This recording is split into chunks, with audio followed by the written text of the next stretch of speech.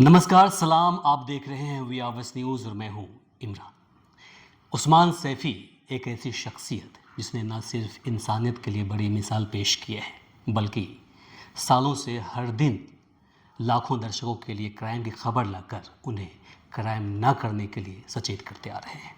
अभी हमारे साथ उस्मान सैफ़ी जी हैं। इनकी लाइफ से जुड़ी जानकारी आज हम आप तक पहुंचाएंगे। आप में से लाखों दर्शक जानते हैं, लेकिन फिर भी हमारे प्लेटफॉर्म पर आप पहली बार देखेंगे उस्मान सैफ़ी को, जो अपनी बातें रखेंगे। सबसे पहले आपका खैर मकदम है, स्वागत है हमारे चैनल पर। आपका बहुत बहुत शुक्रिया, आपने टाइम निकाला इमरान भाई और मुझे अपने चैनल पर लेके आए। मुझे इस लायक समझा कि मैं आपके बीच में आके कुछ बात कह सकूं। शुक्रिया तो आपका अदा करना चाहिए, क्योंकि आपने अपनी कीमती समय निकाल कर हमें दिया है। नहीं वाकई अब इस शुक्रिया में कहीं ट्रेन न छूट जाए तो शुरू करते हैं। शुरू करते हैं, बिल्कुल बिल्कुल। उस्मान जी, हम क्यों नहीं शुरू से शुरू करते हैं, बिल्कुल। है कि नहीं? हाँ। हम शुरुआत करते हैं आपके बचपन से, और उससे पहले आप कितने भाई हैं, बहन हैं, आपके पिताजी क्या करते हैं, उसके बाद आपकी लाइफ से जुड़ी जानकारी हमारे दर्शक तक पहुंचाएंगे, क्योंकि बहुत से दर्शक जानना चाहते हैं कि आखिर जिनके लाखों सब्सक्राइबर हैं, चंद ही सेकंड में उनके वीडियो लाखों में पहुंच जाता है, लोग कायल हो रहते हैं कि उस्मान सैफ़ी जी वीडियो डालेंगे तो हम उनकी वीडियो को देखेंगे, आज क्या कुछ खास लेकर लाने वाले हैं। तो उनके लिए आप शुरू से शुरू करिए। अगर मैं अपनी शुरुआत की बात करूं तो मैं उत्तर प्रदेश के ज़िला अमरोहा की तहसील हसनपुर का एक छोटा सा गांव लगता है। उस गांव में मेरे पापा एक इंटर कॉलेज है और इंटर कॉलेज में चपरासी की पोस्ट से वो रिटायर हो चुके हैं। हम 4 भाई और एक बहन हैं। सबकी शादियां हो चुकी हैं और जो मेरे सबसे बड़े वाले भाई हैं जिनका नाम फुरकान अहमद है, वो अमेरिका में हैं। दूसरे नंबर के वो हसनपुर में ही, जो अमरोहा की तहसील में डॉक्टर है, उनका हॉस्पिटल है अपना। मेरा नंबर तीसरा है और चौथा भाई है, वो प्राइवेट जॉब करता है। बहन उसकी शादी हो चुकी है, जो कि लखनऊ में सेटल्ड है। मेरी जो प्राइमरी एजुकेशन थी वो गांव के ही स्कूल से हुई थी और मैंने वहाँ से इंटर की एजुकेशन ली। उसके बाद में ग्रेजुएशन किया मैंने अमरोहा से, और ग्रेजुएशन करने के बाद मैं मास कम्युनिकेशन करने के लिए मेरठ चला जाता हूँ। और मेरठ से मास कम्युनिकेशन करने का उद्देश्य यही था कि मैं प्रिंट मीडिया या इलेक्ट्रॉनिक मीडिया या मतलब मीडिया से ही रिलेटेड कोई जॉब करूँ, और मुझे रिपोर्टिंग करना बहुत अच्छा लगता था। तो वहाँ से अपना सफ़र पढ़ाई के बाद सीधा दिल्ली की तरफ रुख करता हूँ। और दिल्ली में थोड़ा सा वक्त इसलिए देता हूँ कि मेरा मन था कि हो सकता है कि फ़िल्मों में ट्राई कर लेता हूँ। मुझे लगता था कि मैं एक्टिंग भी कर सकता हूँ, लेकिन शायद मैं एक्टिंग के लिए बना ही नहीं था। थोड़ी सी मेहनत की और मैं जल्दी से हार मान गया था। उसके बाद मैंने वापस बैक किया और मैं प्रिंट मीडिया यानी कि दैनिक जागरण से साल 2009 में मैंने अपनी करियर की शुरुआत की थी। अब 2-3 साल उसमें रहने के बाद फिर मुझे मेरा मन नहीं लगा, मैंने किसी कारणवश छोड़ दिया। वापस फिर मैं मुरादाबाद गया, अमर उजाला ज्वाइन किया। अमर उजाला कुछ महीनों रहा, उसके बाद फिर वो नौकरी छोड़ दी। उसके बाद फिर मैंने ट्राई किया, कुछ दिन घर बैठने के बाद मैंने हिंदुस्तान पेपर ज्वाइन किया।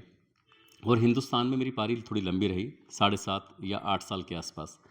कुल मिला के प्रिंट मीडिया का मेरे पास 12 या 12.5 साल का एक्सपीरियंस है।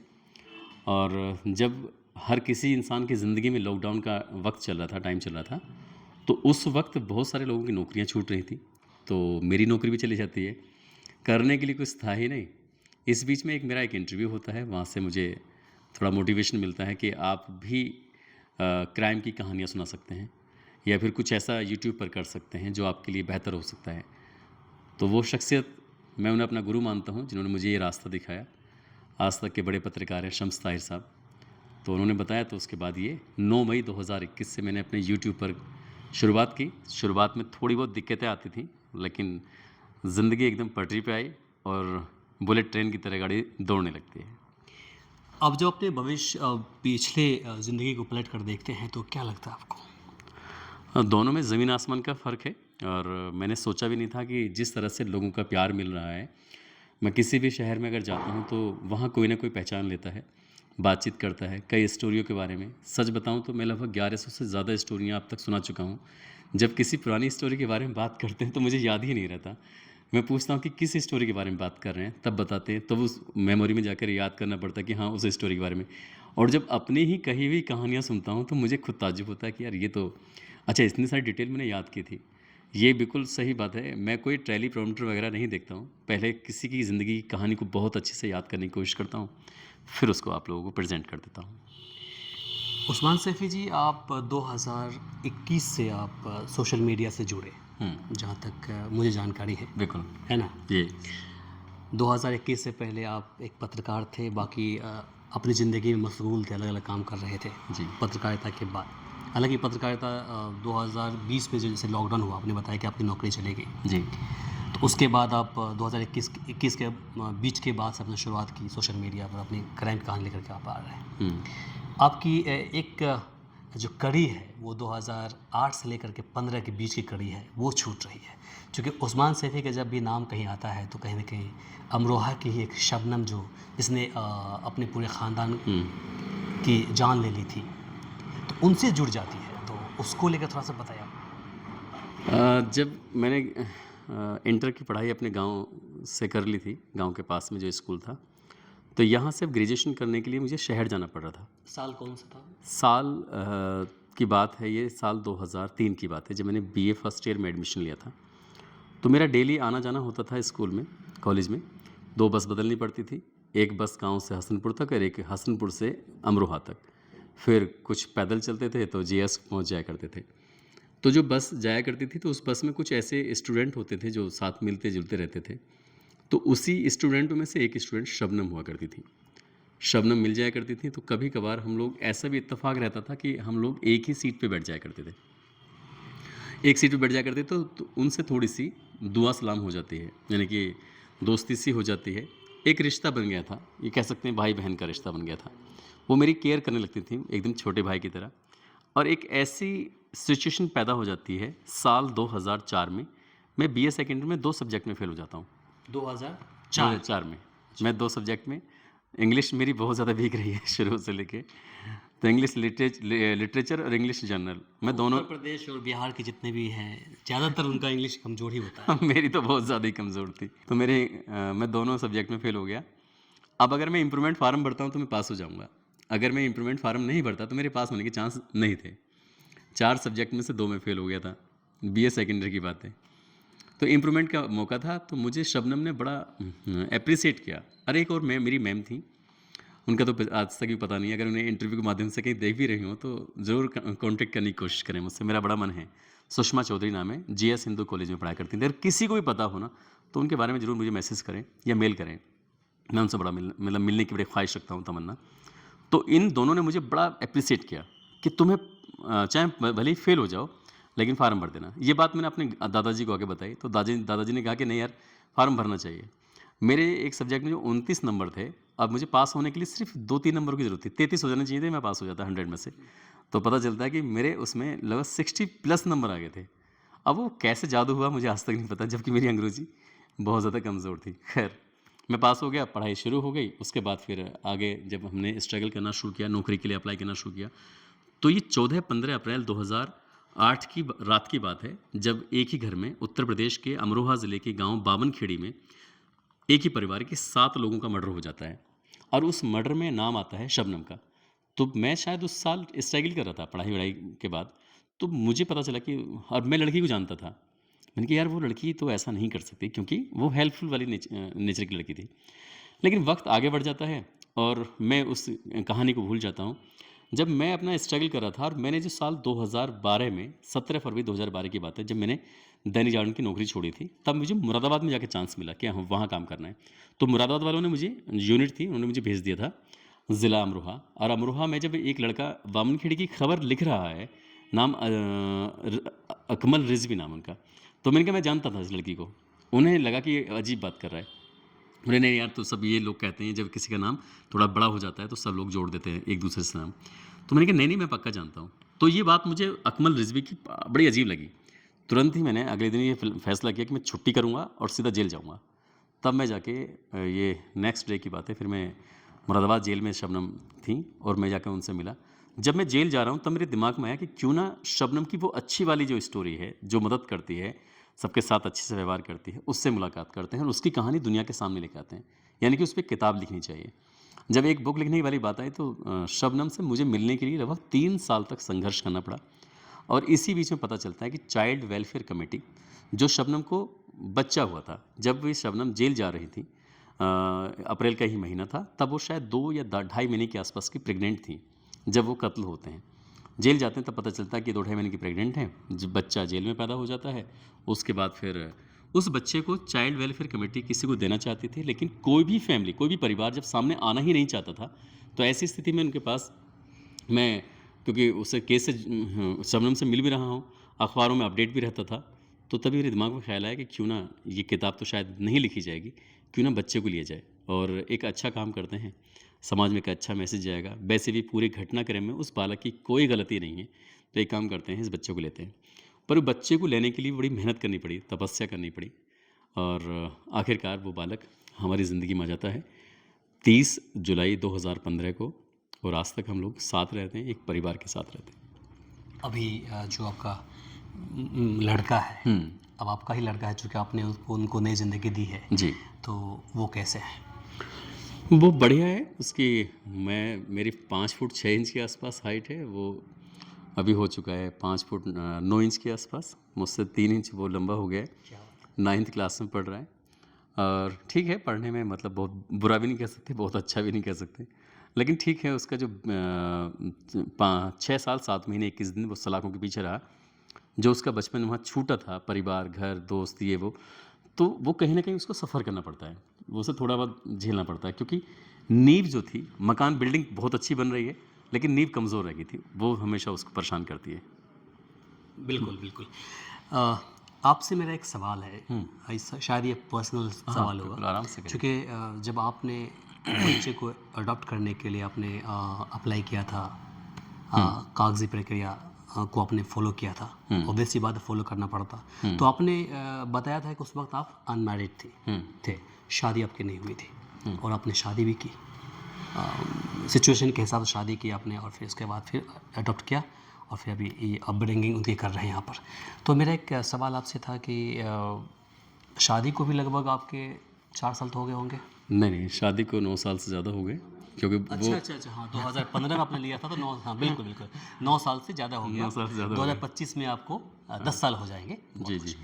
तो वो सवाल बड़ा इंटरेस्टिंग सवाल है, बड़ी इंटरेस्टिंग कहानी है, और इंटरेस्टिंग कहानी इसलिए भी है कि जब मैं चाइल्ड वेलफेयर कमेटी के पास एक लेटर लिख रहा था, वहाँ लेटर में एक अखबार में विज्ञापन छप रहा था, उस विज्ञापन में जो जो शर्तें थी, उस शर्तों के हिसाब से मैंने जब अप्लाई करना शुरू किया, तो इस बीच में पता चलता है कि 20 एप्लीकेशन आती हैं, और 20 एप्लीकेशन जब आती हैं, तो सभी एप्लीकेंट जितने भी थे, सभी की वेरिफिकेशन हो रहा था लोकल इंटेलिजेंस यूनियन, इनके एलआईयू के थ्रू, पुलिस के थ्रू इसका वेरिफिकेशन हो रहा था कि सबके सब ठीक हैं कि नहीं है।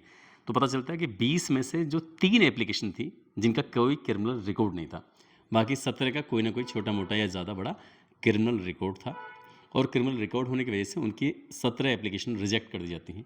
अब 3 एप्लीकेशन बचती हैं, तो ये बात अखबार में छप जाती है कि इस तरह से फला व्यक्तियों ने ये अप्लाई किया है उस बच्चे को लेने के लिए। ये बस यहाँ पर बवाल मच जाता है। एक तो मदरसे के शायद वो टीचर रहे थे कोई, जो बच्चों को पढ़ाते थे, एक तो उन्होंने अप्लाई किया था, एक फैमिली थी उसने अप्लाई किया, एक हमारी फैमिली थी। तो जैसे हमारी फैमिली में लोग आए थे कि किसका बच्चा ले रहे हो, क्यों ले रहे हो, बहुत तरह के सवाल थे, तो वैसे शायद उन दोनों से भी यही सवाल किए गए थे कि भाई तुम किसका बच्चा ले रहे हो। मिडिल फैमिली में अक्सर होता है। हाँ, तो बहुत सारे सवाल थे कि यार तुम क्या रहे हो, समाज के जो सवाल होते हैं, परेशान करने वाली चीज़ें होती हैं। तो ऐसी स्थिति में जब अब हमारी काउंसलिंग होनी थी, काउंसलिंग होने के लिए जब हम पहुँचते हैं, तो पता चलता है कि वो 2 फैमिली नहीं आई हैं, यानी कि 17 फैमिली को तो पुलिस ने रिजेक्ट कर दिया है, उनका क्रिमिनल रिकॉर्ड था। 20 में से 2 फैमिली जो वो डर की वजह से नहीं आई है, 17 और 2 19, अब बचा मैं। तो मैं जाके बैठा, तो उन्होंने कहा कि ये तो कोई बात नहीं हुई, और आपको फिर से अप्लाई करना पड़ेगा। जब वो फिर से अप्लाई वाली बात थी, तो मैंने फिर से अप्लाई कर दिया। इस बार कोई एप्लीकेशन आई ही नहीं थी। जब नहीं आई थी, उन्होंने कहा देखा क्या उस्मान अकेला रह गया है। अब अकेले वाली बात थी, तो उन्होंने कहा कि तुम्हारी बीवी मैंने कहा शादी तो हुई नहीं है, तो शादी नहीं हुई है तो फिर तुम्हें बच्चा कैसे मिल जाएगा, यानी कि मैं भी रिजेक्ट कर दिया गया उन्होंने।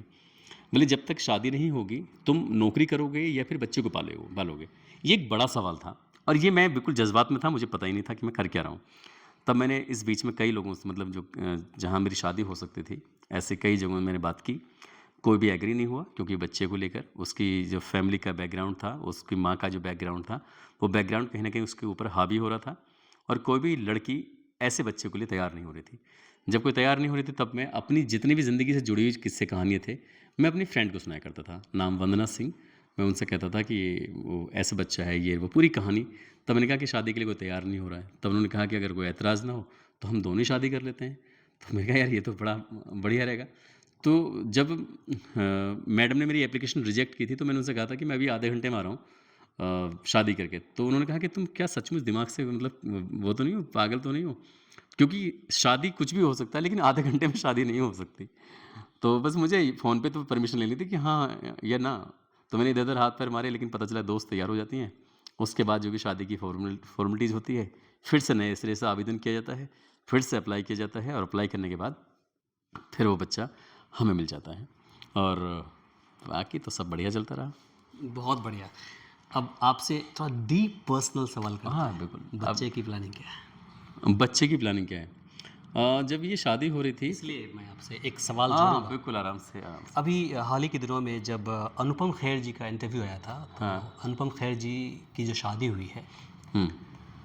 जो जो खैर खैर है, हाँ। माफ़ी चाहूँगा मैं नाम भूल रहा हूँ उनका, बहुत बड़ी पर्सनैलिटी है। किरण खैर। किरण खैर, हाँ। तो किरण खैर ऑलरेडी पहले से शादीशुदा थी। हुँ। उनके एक बच्चे थे, 6-7 साल के बच्चे थे। हुँ। उन्होंने वादा किया था कि हम इसके बाद हम कोई बच्चा पैदा नहीं पैदा करेगा। नहीं करेंगे, इसी बच्चे को अपब्रिंग करेंगे और बढ़ाएंगे और नाम कमाएंगे। अब उनका एक स्टेटमेंट आया कि मुझे मलाल है कि अगर मेरा एक बच्चा हो जाता कम से कम हम दोनों से तो बेहतर होता। तो आपकी क्या मतलब प्लानिंग है? वैसे सवाल आपने बहुत मतलब आगे पर्सनल किया है। और कभी-कभी मैं अगर अनुपम खेर जी की जगह होता तो शायद मैं भी यही सोचता।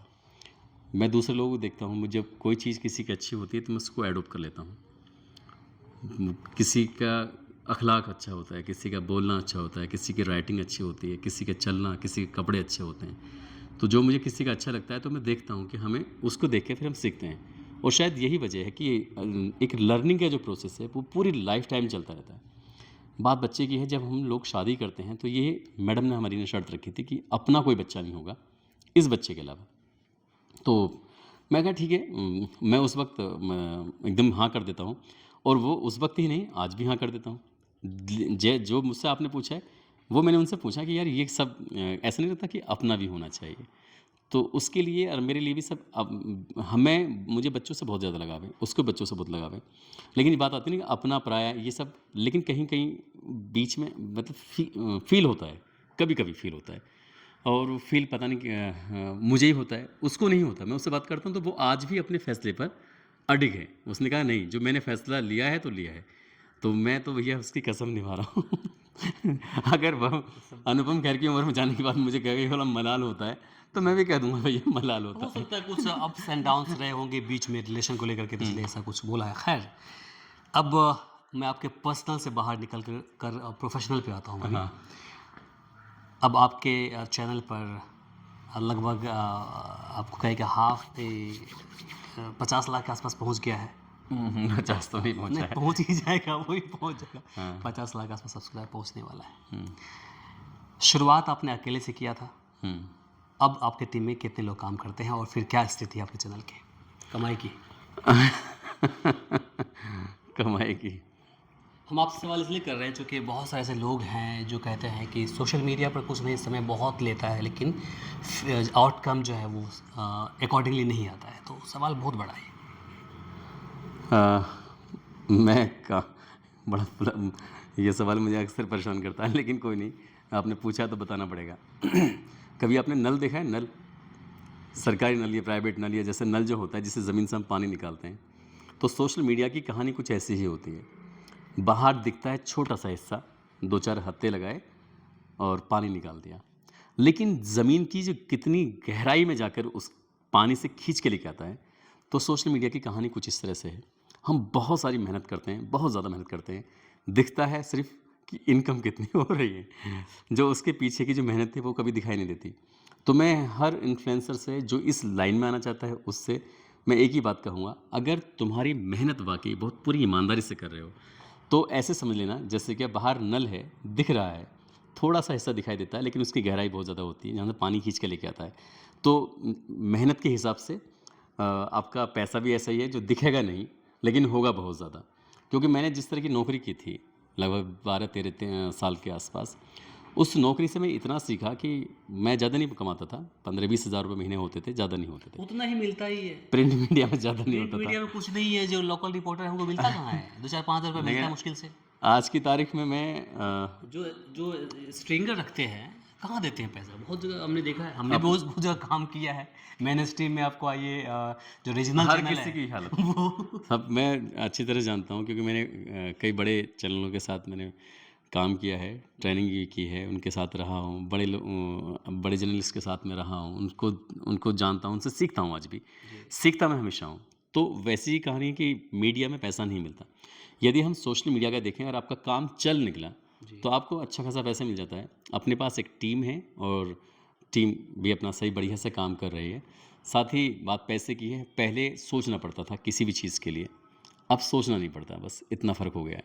अपने लिए भी और किसी की मदद के लिए बात आती है तब भी।